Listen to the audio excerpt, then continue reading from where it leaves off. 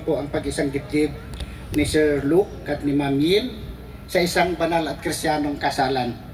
Po, ang tipan ng pag-asawa ay itinakda at itinatag ng Diyos na siyang lumikha sa atin na lalaki at babae.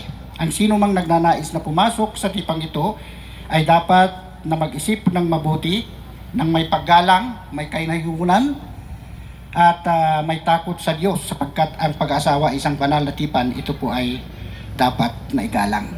So, brothers and sisters and friends, we are all gathered here today in front of our Jesus Christ and crowd to witness and celebrate the wedding of Sir Luke, Sir, and Ma'am Yin in a sacred and Christian wedding. So,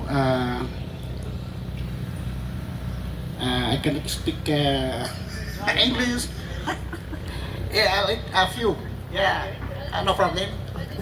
Okay, thank you, ma'am. Sige po. Sir, look, the covenant of marriage was ordained and established by God.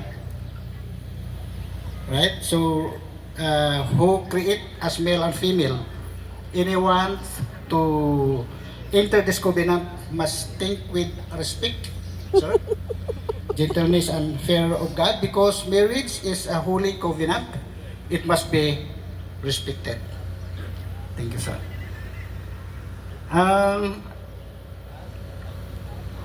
Sir Luke, do you accept? I do kaagad. So fast. Do you accept, Ma'am, this woman to be your wife, to live together as ordained by holy matrimony? Will you love, entertain, respect, and protect her in sickness and in health, and only be with her as long as you both like? Thank you, sir. Ay, sama yung tutulong sa akin para po sa microphone. Oo, asam na po. Alam Walang ko mic. meron ako kanina mo. Ayan. Oo. Sige.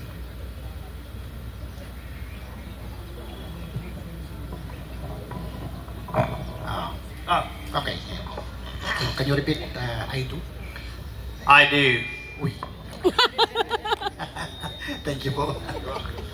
Yes. Ating Ma'am, ganoon din po ang aking pong itatanong sa inyo. Do you accept this man, Sir Luke, to be your husband? To live together as ordained by holy matrimony? And will you love, entertain, respect, and protect him in sickness and in health, and only be with him as long as you both like? I do. Ay, thank you po. Sige po, makakaupo muna po kayo. Sit down, sir. Please. Thank you. Para po sa kaalaman nating lahat, ano po, ito, marami po ang medyo hindi nakakaalam nito. Pero ngayon ay pag-uusapan natin sandali lang. Na mayroon pong talagang unang-unang ikinasal at mayroon pong nangasal sa kanila at saang lugar sila ikinasal. Yun po yung pinapaliwanag ko. Kasi kung minsan, pagka mayroon pong mga babae na nangarap, dalaga, na kakasalin sa simbahan at bigla siyang dinala sa ganitong lugar, siya po ay nalulungkot dahil ang pinangarap niya ay sa simbahan.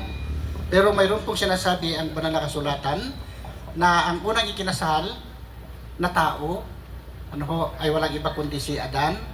Ano po? Pero bago nangyari yon ay nilikha muna ng Diyos ang sanglibutan na ating pong ginagalawan. Alam po ba ninyo na ito, ayon sa Bible, yan ay dilim ang bumabalot sa mundo. Kaya lang ang makapangyarihang Diyos, ang sabi niya magkaroon ng liwanag, at nagkaroon ng gabi, nagkaroon ng ulap, at nagdala ng tubig sa ibaba. At nung napuno ang sangkatauhan, ang sanlibutan, ginawa ng Diyos ay ibinukod po niya ang tubig at tinawag niyang karagatan, at yung lupa ay tinawag niyang lupa. At mabubuhay ang sari-saring isda, mabubuhay ang sari-saring mga hayop. At sabi niya, likhain ko ang tao. Lumikha siya ng unang-unang tao. At yun po ay si Adan. At sabi niya, pamamahalaan mo ang hardin ng Eden na aking nilikha. Subalit dumating ang panahon na si lalaki ay nalungkot. Kaya pala po ang lalaki na walang partner sa buhay, malungkutin, bugnutin. Kaya nga kapag nagkaroon naman ng partner yan, ako napakasaya niya. At nung nalungkot si Adan dahil wala siyang makitang kanyang kauri, Pinatulog ng Diyos si Adan, kinuha ang isang tadyang at itinabi at naging babae.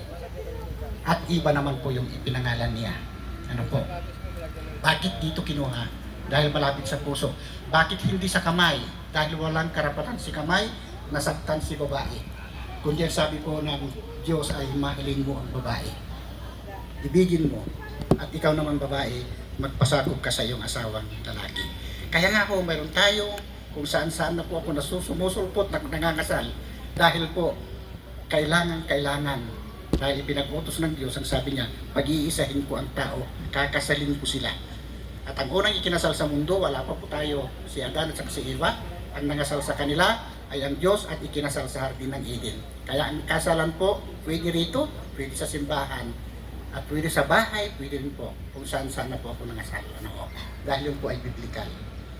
Kaya ho, kinuha ang babae sa malapit dito po sa ating tagiliran.